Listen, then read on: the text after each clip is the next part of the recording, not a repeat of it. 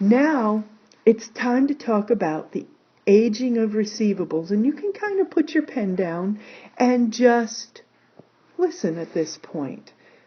So, what we're going to do, the aging of receivables method,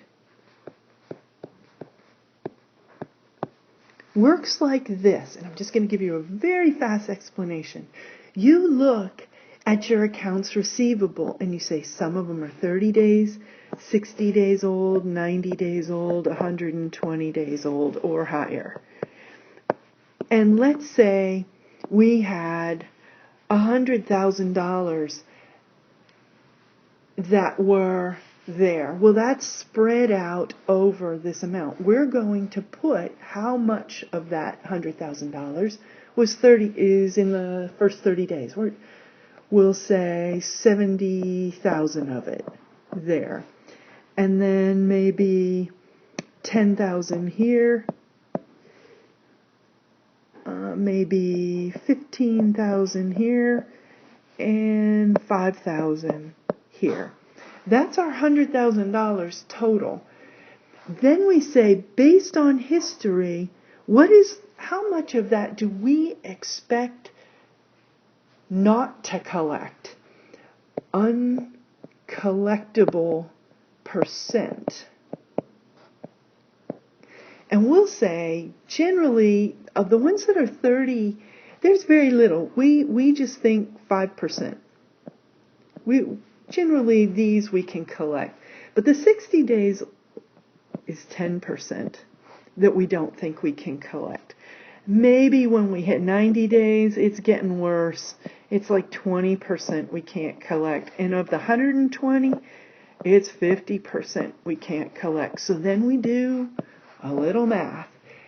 The amount in accounts receivable times the uncollectible percent will give us the uncollectible amount in dollars. And that's what we need to know. So, first of all, 70,000 times 5%. That means that we do not expect to be able to collect $3,500 of that. And we just go on down the line. 10,000 times 10% is $1,000. 15,000 times 20% is $3,000. And half of $5,000 is $2,500. So basically, we are simply going to add $3,500 plus $1,000 plus $3,000 plus $2,500 to get the total amount that we will put in the allowance account.